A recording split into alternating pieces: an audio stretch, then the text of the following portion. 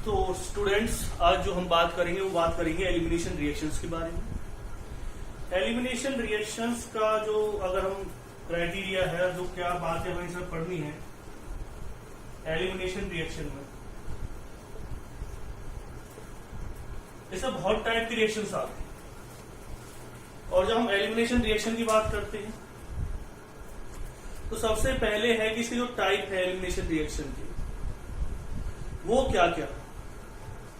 सबसे बात पहले होती है जैसे कि आपने पढ़ा था सब्स्टिट्यूशन रिएक्शन में, आप पढ़ते हैं electrophilic substitution, nucleophilic substitution. Nucleophilic substitution में आप पढ़ते थे कि भाई किस तरह से SN1 रिएक्शन होती है, SN2 होती है, SNI होती है। ऐसे ही एलिमिनेशन जो रिएक्शन है इसकी 3 टाइप्स हम जनरली पढ़ते हैं। जब हम इसके 3 टाइप्स की बात करते हैं तो पहला जो टाइप आता है उसका नाम है अल्फा एलिमिनेशन। दूसरा जो टाइप आता है उसका नाम है बीटा एलिमिनेशन। तीसरा जो टाइप आता है उसका नाम है gamma elimination. Alpha elimination, beta elimination और गामा एलिमिनेशन। जब हम अल्फा एलिमिनेशन की बात करते हैं, बात आता है एलिमिनेशन का मतलब क्या होता है, किसी चीज का एलिमिनेट होना। एलिमिनेट का मतलब क्या है, निकलना, रिमूव होना किसी चीज का। तो रिमूव होने का मतलब क्या है कि अल्फा एलिमिनेशन की अगर हम बात करते हैं तो अल्फा एलिमिनेशन मतलब होता है जैसे आपने कार्बन लिया, यहां पे हाइड्रोजन, यहां पे क्लोरीन है, यहां पे क्लोरीन है, यहां पे क्या है, एक और क्लोरीन, क्लोरोफॉर्म। समझना जो मैं आपको बताने की कोशिश कर रहा हूं अल्फा एलिमिनेशन रिएक्शन में, यानी कि ऐसा हो कि अल्फा पोजीशन से ही 2 ग्रुप रिमूव हो। अल्फा मतलब क्या है, जैसे कि कोई फंक्शनल ग्रुप ऑफ मिलने वाली कार्बन क्या होगी, अल्फा कार्बन। यहीं से दोनों ग्रुप जाए, इसी कार्बन से, एक सेम कार्बन से 2 ग्रुप जाए तो उसे क्या कहेंगे आप, अल्फा एलिमिनेशन करेंगे। जैसे कोई बेस, बेस का काम होता है प्रोटॉन एब्स्ट्रैक्ट करना, और जब बेस प्रोटॉन एब्स्ट्रैक्ट करेगा तो रिएक्शन किस तरह से होगी। OH नेगेटिव आपको दे रखा है, क्या बना देगा, Cl, CCl।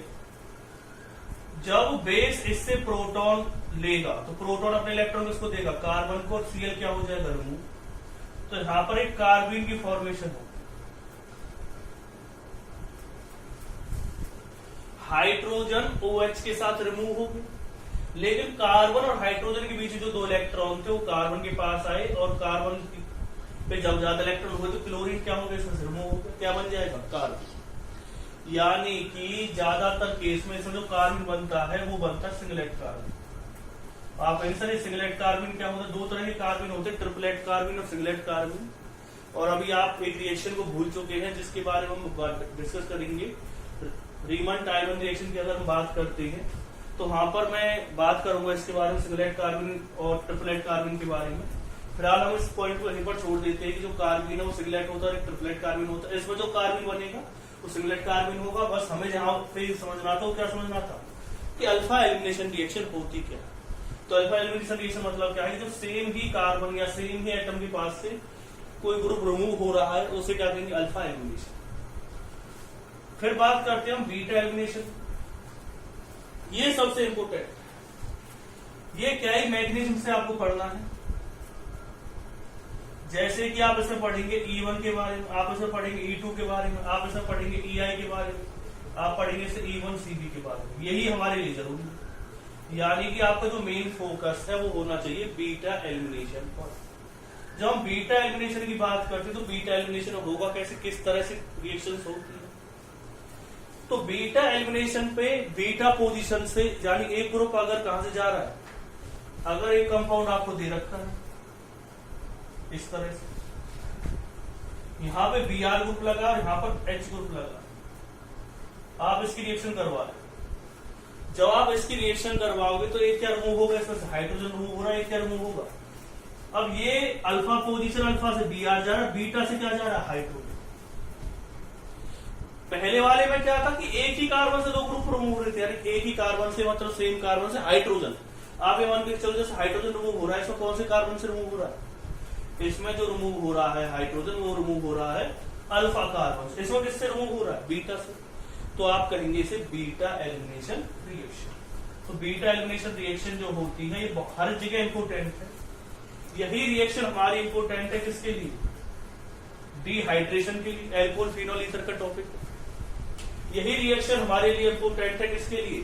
जो आपने चैप्टर में पढ़ा था, कौन से चैप्टर पढ़ा था? एल्कोहल फिनोल ईथर में तो आपको मैं बताऊंगा। हेलो एल्केन हेलो एरीन में आप पढ़ते हैं एल्कोहल की उसके साथ रिएक्शन, तो ये वहां भी इंपोर्टेंट है।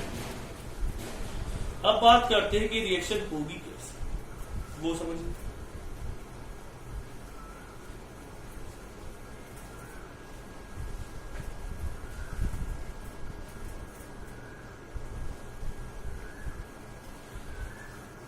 इस रिएक्शन को समझने के लिए अब और भी चीज आपको समझनी है।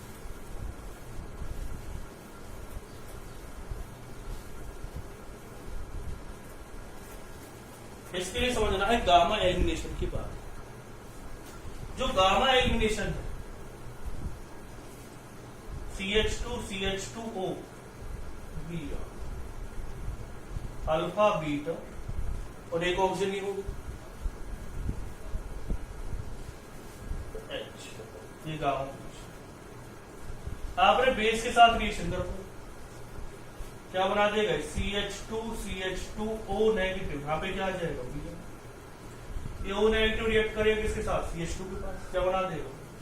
OCH2CH2, और क्या बाहर रिमूव हो जाएगा इसमें से? Br रिमूव हो जाएगा। तो Br नेगेटिव इसमें से रिमूव हो। तो सबसे पहले क्या है? OH नेगेटिव ने रिएक्शन करी, O नेगेटिव आएगा, O नेगेटिव कहां पर रिएक्ट करेगा? CH2 के पास, Br रिमूव हो जाएगा। इस तरह से एक साइकिल कंपाउंड इसमें बन जाएगा। तो अल्फा एलिमिनेशन आपको पता चल गया, बीटा एलिमिनेशन आपको पता चल गया, और एक क्या है? Gamma elimination. तो इन तीनों एलिमिनेशन को, अल्फा एलिमिनेशन, बीटा एलिमिनेशन और गामा एलिमिनेशन को आप समझ चुके होंगे।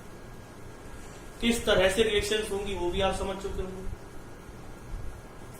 अब बात करते हैं हम इसमें E1, E2 और EI और E1CB के बारे में।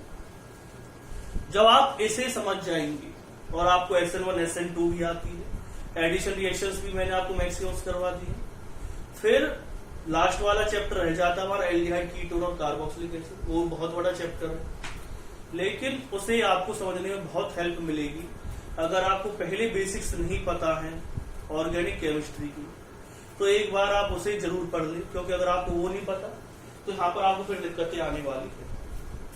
और मैं इस वजह से आपको हर एक चीज बेसिक भी बता रहा हूं इस बार ऑर्गेनिक केमिस्ट्री का। ये नहीं है कि आपको सिर्फ चीजें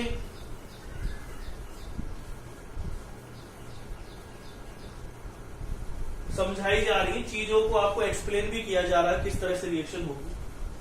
हम यहाँ पे बात करने वाले E1 मैग्नीज के बारे में। इसका मतलब क्या है? जैसे वहां पे क्या होता था?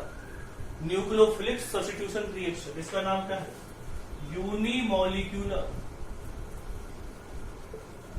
Elimination reaction. आपको याद हो तो जो SN1 रिएक्शन थी वो रिएक्शन 2 स्टेप में होती थी। E1 भी कितने स्टेप में होगी? 2 स्टेप्स में। अब मैं इस रिएक्शन के बारे में कुछ बातें आपको बताने वाला हूं, जैसे कि हम यहां पर बात करेंगे डिहाइड्रेशन की। देखो E1 औरों में भी हो सकती है, लेकिन क्योंकि हमें डिहाइड्रेशन पे भी फोकस करना है, हमें एल्कोहल फिनोल ईथर पे भी फोकस करना है, तो ये पॉइंट भी हमारे समझ में आना चाहिए। आप यहां पर आप चाहे तो सल्फ्यूरिक एसिड देंगे, आप चाहे तो यहाँ पे फॉस्फोरिक एसिड देंगे, और आप चाहे तो यहाँ पर परक्लोरिक एसिड ले सकते। इन तीनों में से कोई भी एसिड आप इसमें ले सकते। जब रिएक्शन होगी तो प्रोडक्ट बनेगा इसमें ये, या प्रोडक्ट बनेगा, दोनों ही सेम प्रोडक्ट है, सेम है। जब हम इस क्वेश्चन में पहुंचते हैं तो हमारे माइंड में बहुत सारे पॉइंट उभर करके आते हैं। पहला क्वेश्चन तो आपके माइंड में यही आएगा कि सर एक बार हमें बता दीजिए इसमें कि आपने एलिमिनेशन रिएक्शन लिख दी है, ये आपने एक एसिड लिया है सल्फ्यूरिक एसिड, यहां पर आपने क्या लिया है? फॉस्फोरिक एसिड लिया, यहां पर क्या लिया है? Perchloric acid. अगर मैं इसकी जगह पर हाइड्रोक्लोरिक एसिड ले लेता हूं, HCl ले लेता हूं, तो ये रिएक्शन नहीं देता, ये तो क्या बना देता है, Cl लग जाता है इसकी जगह पर, साथ में क्या बाहर निकल जाता है, वाटर इसमें बाहर निकल। तो एक चीज आपको समझनी है इसमें, आप कहेंगे सर इसमें ऐसा क्या, देखो ये भी एसिड, ये भी एसिड, लेकिन वो अलग रिएक्शन दे रहा है, ये अलग रिएक्शन दे रहा है, इसमें ऐसी क्या खास बात है कि वो अलग रिएक्शन क्यों देता, ये अलग रिएक्शन क्यों देता। और ये जो रिएक्शन है ये स्पॉन्टेनियस हो जाती है। स्पॉन्टेनियस का मतलब क्या है मैं आपको बता देता हूं। जैसे कि आप चाय, अगर आप एक हॉट टी है उसे आपने कप में डाल रखा है और कुछ देर बाद आप देखेंगे अपने आप क्या हो जाएगी, वो कूल डाउन। तो उसमें ऐसा क्या खास बात होती है, वो अपने आप क्या हो जाती है, कूल डाउन हो जाती है। ऐसे जो प्रोसेस होते हैं क्या कहते हैं, स्पॉन्टेनियस प्रोसेस, यानी कि आपको एक बार इनिशिएट करना पड़े किसी को, किसी भी प्रोसेस को, या प्रोसेस खुद ही क्या हो जाए, होने लगे, तो उसे क्या कहेंगे आप, स्पॉन्टेनियस प्रोसेस कहेंगे। अब ये प्रोसेस अपने आप यानी स्पॉन्टेनियस कैसे होगा, ये हमारे लिए समझने वाली बात है। इसमें मैं आपको फिर बता देता हूं, दो क्वेश्चन से बहुत ज्यादा घिरे हुए। पहला क्वेश्चन हमारे माइंड में क्या आ रहा है, पहला क्वेश्चन हमें बताने की कोशिश कर रहा है सर एक बात बताइए कि दो डिफरेंट एसिड है लेकिन दोनों अलग अलग तरह के रिएक्शन दे रहे हैं। दूसरा क्वेश्चन आपके माइंड में ये आएगा सर कि ये प्रोसेस है, ये स्पॉन्टेनियस किस तरह से होता है, तो उसके बारे में थोड़ा हमें बताइए। तो मैं इन दोनों ही प्रोसेस को अपने तजुर्बे के हिसाब से मैं आपको बताने की कोशिश करता हूं कि ऐसा क्यों हो रहा है। पहला जो पॉइंट है, पहला पॉइंट जो मैं आपको समझाने की कोशिश कर रहा हूं कि सल्फ्यूरिक एसिड में ऐसा क्या खास था कि उसने ऐसा, होता क्या है, ये है सल्फ्यूरिक एसिड का स्ट्रक्चर, ठीक है समझना। यहां पर सल्फ्यूरिक एसिड का स्ट्रक्चर है, ऐसे ही फॉस्फोरिक एसिड का बन जाएगा, इस पर क्लोरिक एसिड का भी बन जाएगा। वैसे बनवा भी रखते हैं आपको, लेकिन अगर आप थोड़ा सा आइडिया दे देता हूं, सल्फ्यूरिक एसिड से ले लेते हैं जब। देखो यहां पर जो रिएक्शन हो रही है वो हो रही है न्यूक्लियोफिलिक सब्स्टिट्यूशन। ये जो रिएक्शन है वो हो रही है न्यूक्लियोफिलिक सब्स्टिट्यूशन। और जो ये रिएक्शन है वो कौन सी हो रही है, एलिमिनेशन। तो आपका तो क्वेश्चन जाएगा सर दोनों अलग तरह के रिएक्शन से ऐसा कैसे पॉसिबल होता है। तो यहां पर दिक्कत क्या है कि किसी भी कंपाउंड को अच्छा न्यूक्लियोफाइल होने के लिए उसमें कम से कम इलेक्ट्रॉन डेंसिटी होनी चाहिए। अब आप कहें सर इलेक्ट्रॉन डेंसिटी है तो सही, ऑक्सीजन का आप लोन पेयर पे बना रहे, मैं बना ही क्या रहा हूं, इनके पास है भी लोन पेयर। ये इलेक्ट्रॉन डीलोकलाइज होगा इस तरह से, क्योंकि नेक्स्ट एटम है उसके पास डबल बॉन्ड है, तो इलेक्ट्रॉन डीलोकलाइज, रेजोनेंस की बात हो रही है यहाँ पे। जब रेजोनेंस हो सकता है यहाँ पर, तो होगा क्या, उससे क्या फायदा होगा और क्या नुकसान होगा। रेजोनेंस की वजह से क्या हो गया कि इसकी जो लोन पेयर वो डीलोकलाइज हो सकती है, ये वाले इलेक्ट्रॉन भी डीलोकलाइज हो सकते हैं। जब दोनों ही इलेक्ट्रॉन डीलोकलाइज होते हैं तो नुकसान क्या हुआ हमारे साथ, यानी कि वो अच्छा न्यूक्लियोफाइल नहीं है, not a better nucleophile, not a better nucleophile due to the delocalisation of electron. तो यहां पर सीधा क्वेश्चन ही बन गया कि डीलोकलाइजेशन ऑफ इलेक्ट्रॉन की वजह से उतना बेटर न्यूक्लियोफाइल नहीं है। लेकिन अगर मैं बात करता हूं HCl की, HCl की अगर मैं बात करता हूं तो HCl ना तो नेक्स्ट एटम sp2 हाइब्रिडाइज जो इलेक्ट्रॉन डीलोकलाइज हो जाए, तो ये क्या है, एक बेटर न्यूक्लियोफाइल रहेगा। ये एक बेटर क्या रहेगा, न्यूक्लियोफाइल हो जाएगा। क्यों है बेटर न्यूक्लियोफाइल, क्योंकि इसके इलेक्ट्रॉन डीलोकलाइज नहीं हुआ। तो ये एक न्यूक्लियोफाइल की तरह रिएक्शन देगा, और ये किसकी तरह रिएक्शन देगा, बेस की तरह। और आप कहीं बेस की तरह कैसे रिएक्शन दे देगा सर, ये तो एसिड। तो एक चीज आप समझ रहे हैं, इसमें जो रिएक्शन है वो एक्चुअल में कौन करेगा रिएक्शन, इसका कंजुगेट बेस रिएक्शन करेगा।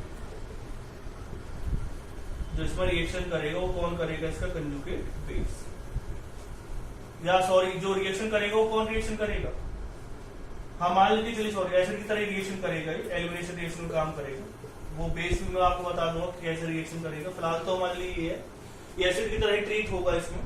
तो एसिड की तरह ट्रीट होगा तो ये एसिड की तरह काम कर रहा है, वो बेटर न्यूक्लियोफाइल क्यों नहीं बन पा रहा है? क्योंकि उसके इलेक्ट्रॉन डीलोकलाइज हो रहे हैं।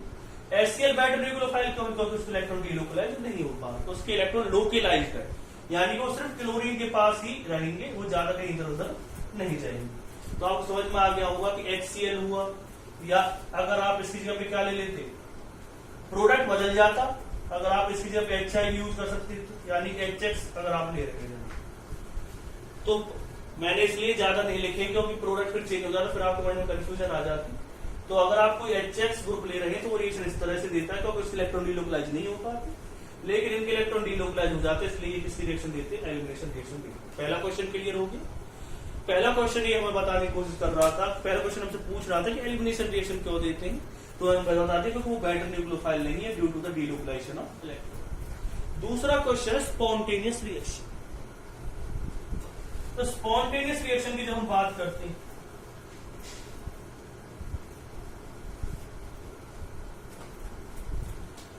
डेल जी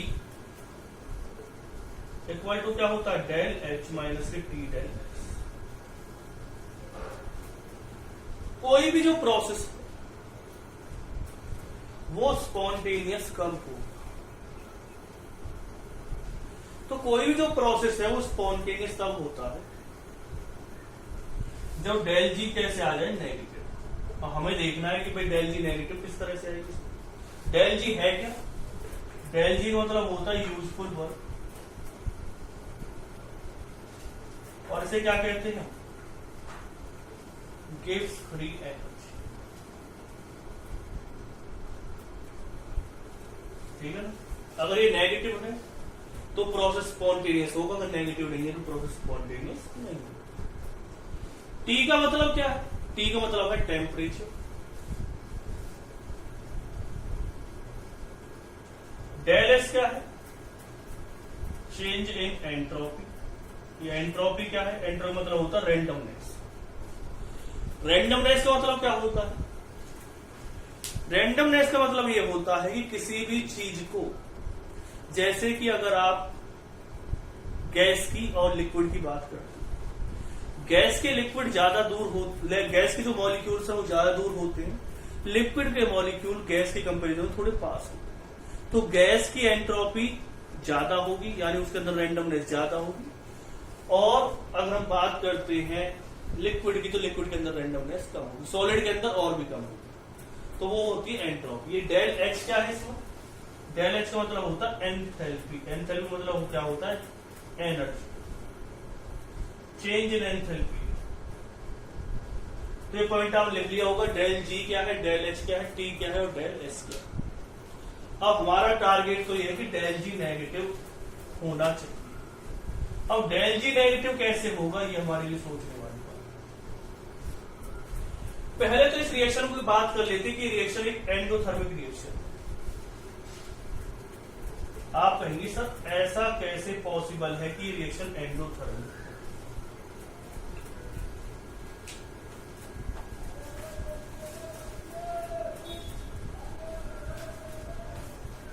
तो मैं आपको कहूंगा एक चीज आप देखिए इसमें,